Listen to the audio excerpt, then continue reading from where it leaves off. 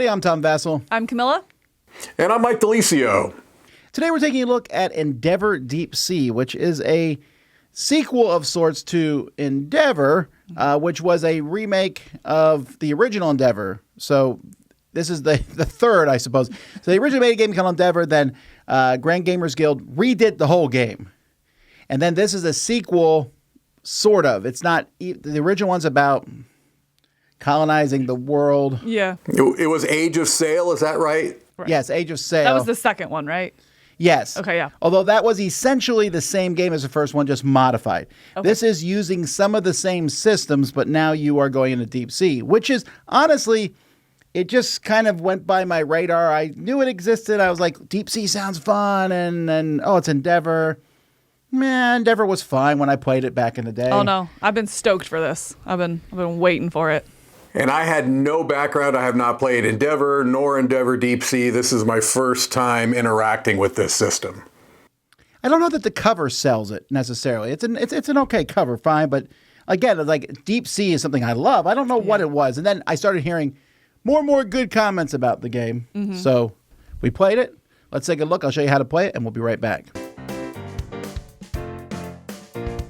The first thing you do when you play this game is you'll pick a mission. The game comes with a whole bunch of missions, double-sided here. These kind of show you what your initial map looks like. So you can see I built the map here. This map here can have 5 columns, and they can go to 5 depth.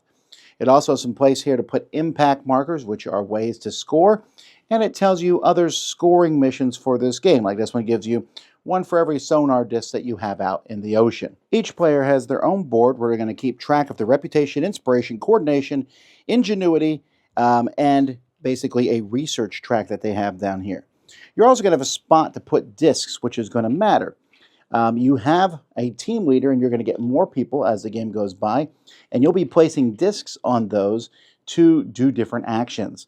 At the beginning of each turn, you're going to follow this phrase, and there's 6 turns in the game. The first one is you're going to hire or bring in a new person for your team. The person that you can take, you get them, they're basically free, but you have to look at the levels that they are, 1, 2, 3, 4, 5, and see where you are on your ingenuity track. When you take somebody, you're going to immediately get the benefit. Like this one moves me up 1 on the ingenuity track. They also give me another action that I can take. This one, for example, a level 4 moves me up a 1 on almost all my tracks and gives me another action I can take. And these are all the same, 1, 2, 3s, and 4s, but the 5s will be different. And if you manage to flip them over the course of the game, they give you another way to score. After you take your person, then you will get new discs equal to where you are on the green track here. Then you will pull discs off of your people, equal to where you are on the yellow track, and then you will begin taking actions. The blue track is here to show how far you can move your submarine and how deep you can go, and also will give you more submarines. And these will give you impact markers when you get to the end. You'll also notice that you will score at the end of the game based on how far you are on each of these tracks. When you take an action, you'll put a disc on one of your workers, or you'll pass. When you pass, you can't go again. Once everyone passes, we go to the next round. And you'll take one of the actions. Now, your team leader has all the actions, but other people like this pilot here has simply a move action, or they might have various actions that they can do. So what are the actions? Move is pretty simple. When you can move around the board with one of your submarines, and again, you can only go equal to your where you are on the ingenuity track in depth. So at the beginning of the game, I could not even move down here until I got up to a 2. But once you can move there, whenever you move to a spot, it gives you a benefit for moving there. This one here moves me up 1 on the green track. Then there's sonar. Most of these actions you can only do where your submarine is. To do sonar, you need an extra disc that you will place here. And sonars will give you different actions, but most of the time, they let you put out a new zone. When you put out a new zone, you'll take some from a pile, 2 of these tiles from the pile. This one is the surface zone, and you're going to pick one of these to put out. Remembering that you have to have room to put it, so this one I could put over here on the side of this. As I get level 2s, I can put them underneath a level 1, a level 3, goes underneath a level 2, and so on and so forth. The levels get really cool as they go down and how they look. You can see down here in the bottom of the ocean, there's some neat things. Whenever you put out a zone, you're going to get a bonus right here. This moves me up 2 on the blue track. This one here moves me up 1 on the ingenuity track and 1 on the green track. You can also dive. If you're in a zone that has diving tokens, you'll draw the top token, and you can keep it, each player's board, has a spot to keep one token from turn to turn, but also you can use this before or after turn. This one simply lets me move up 4 on the research track. And in fact, all of them are going to let you move up on the research track, but they might have another action that you can do instead. Research is needed for the next action, which is over here, and that's conserve. Again, you need another disc. You'll put it on the board there and get the reward that it shows. When you conserve, sometimes if I did this one and someone else did that one, we both get the reward in the middle. If I do both of them, I get that reward in the middle just for me, myself. And then the last action here is the journaling action. Again, it needs another disc to put on it. And journaling actions are also going to cost these research points. When you do a journaling action, you're going to have to pay the research points at the top of the card, and the color on the side of the journal card will have to match what the token where you placed it. When you take one of these cards, you're going to get a bonus on it. This lets me flip over one of my workers that I have, which will give me another bonus, possibly, and maybe a better action on it. Sometimes they give things. This one, for example, gives something to everybody else. Everyone else will move up one on the blue track, and then this one's worth a point at the end of the game. And more of these cards will come out and always be replaced, so you're looking for colors that match and ways to get points. That's pretty much it. I mentioned impact tokens. You start by placing them where the arrows are on your board, which is going to be in different spots, and then next to other impact tokens. These are going to give you lots of bonuses, and some of them, like in this case, yellow spots are 1 point and orange spots are 2 points at the end of the game. After 6 rounds of doing this, everyone's going to score based on these, based on points on your characters and how you scored over here. First and second place in each of these will also get bonus points, and whoever has the most points is the winner.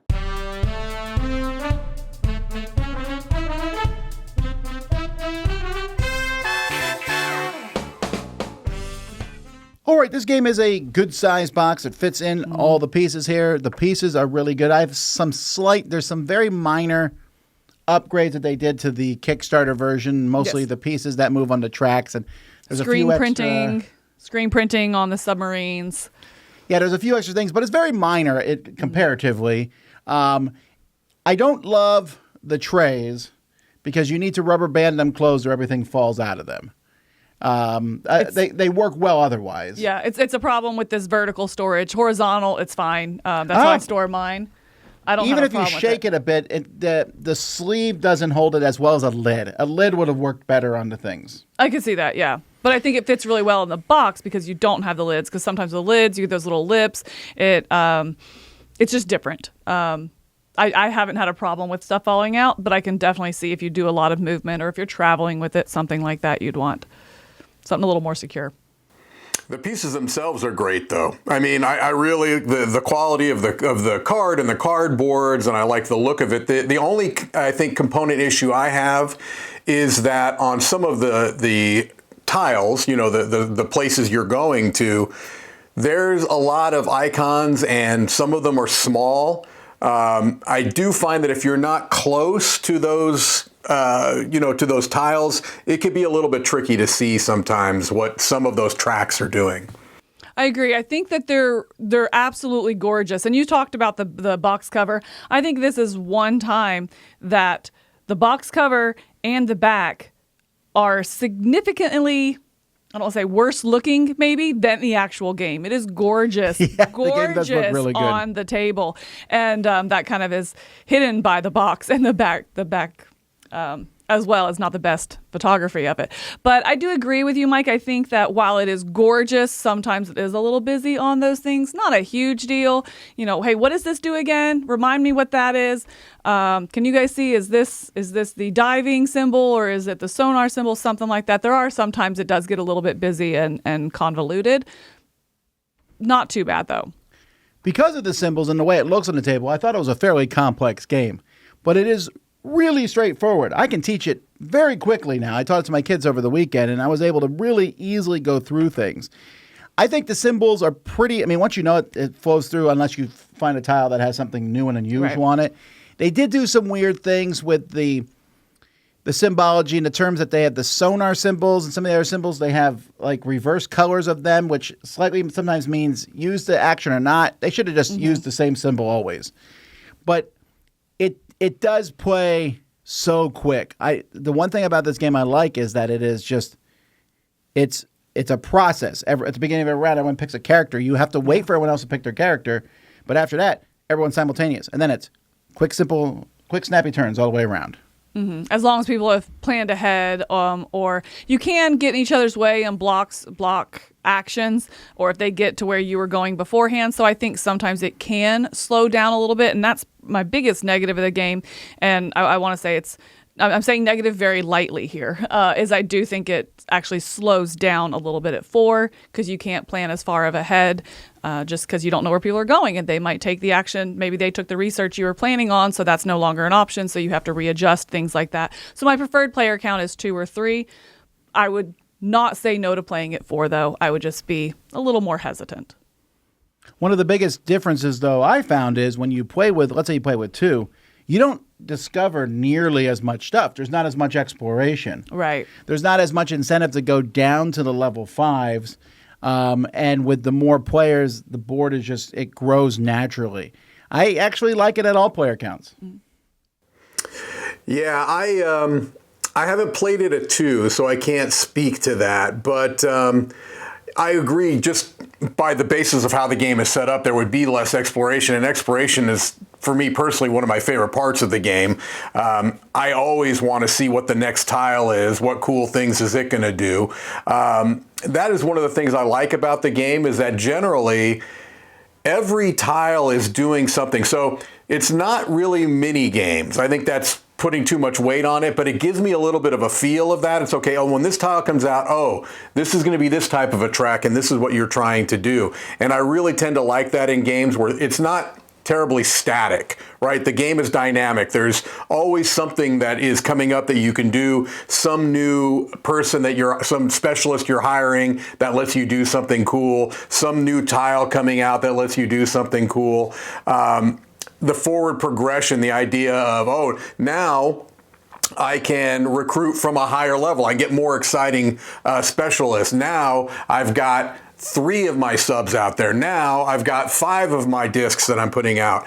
I just like the forward momentum in the game a lot.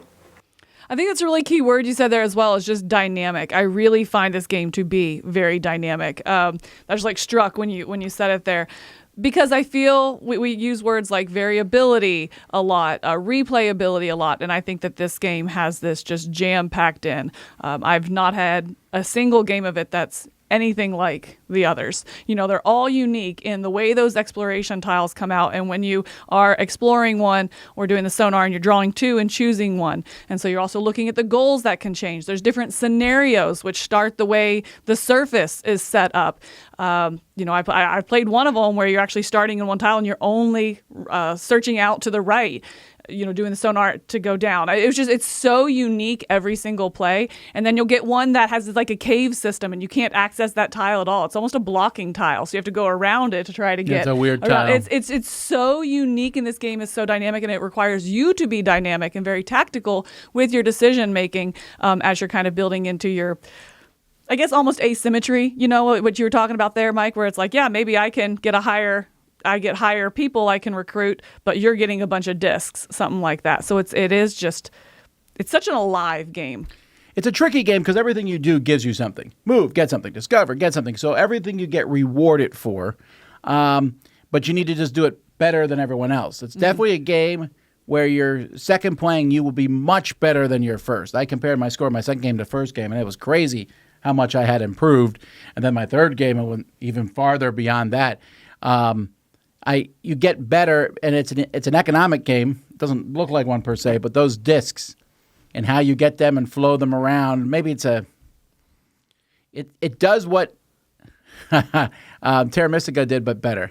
That whole little stupid magic system in Terra Mystica, that's dumb, and I hate it. This is the same thing, but a much smoother, faster way.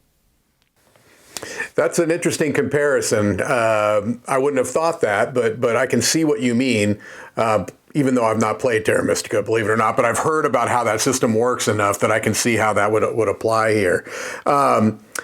The game just feels like. So it's kind of implied in the title, right? Deep sea. You're diving, you're delving, you're going deeper, and I think that applies to what you said a second ago, Tom, with the idea that you're going to get better at the game as you go on, because I 100% agree. The first game, you're figuring out that kind of structure, because you said it's straightforward once you get it, but you do have to kind of understand how these things flow into each other. And so the first game, you're just kind of getting a handle on what I'm doing, what does this mean. Then you start to see how you can become more efficient at it.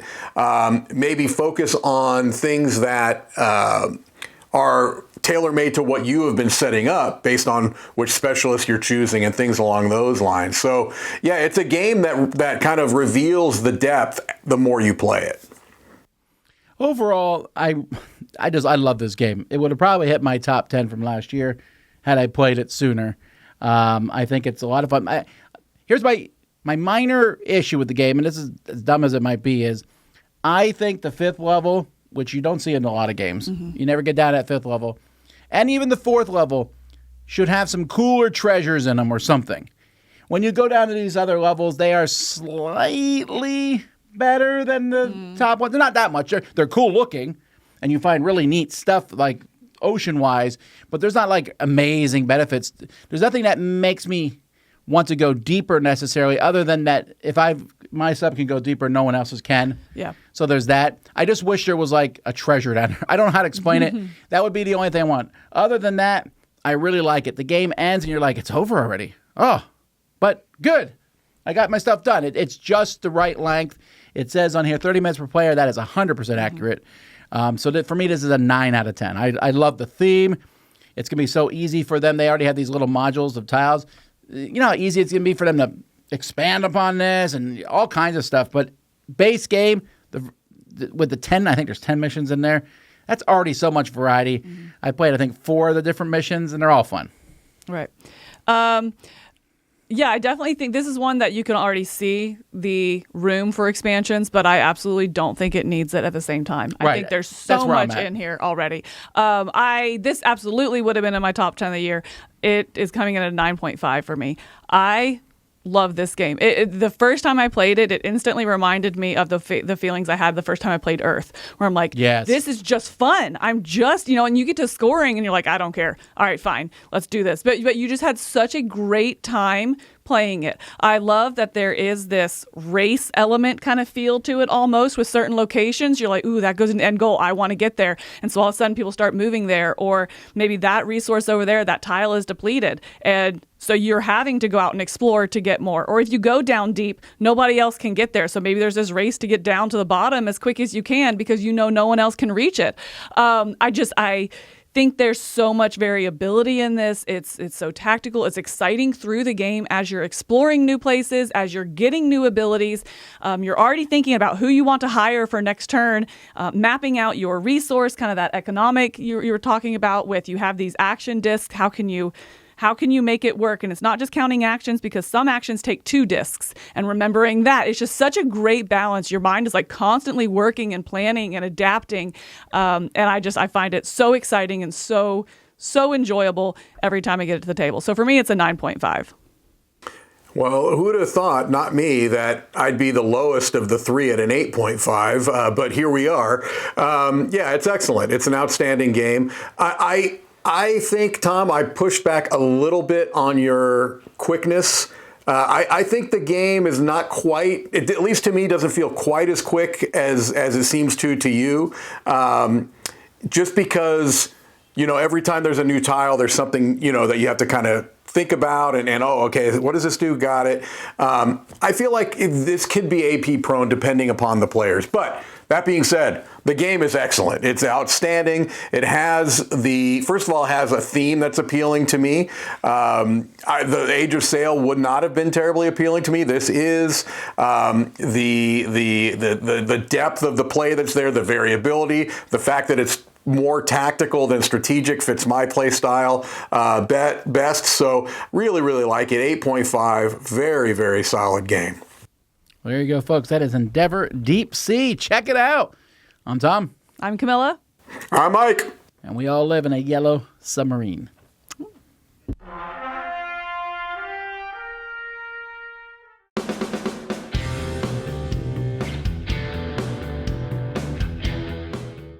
everybody, thanks for watching this video. If you like this review or whatever you just watched, wasn't it amazing? Check out our channel, Dice Tower. We have all kinds of things. We review games, we do top 10s, we play games live. It's all about board games, but especially the people who play them. Check out Dice Tower YouTube channel.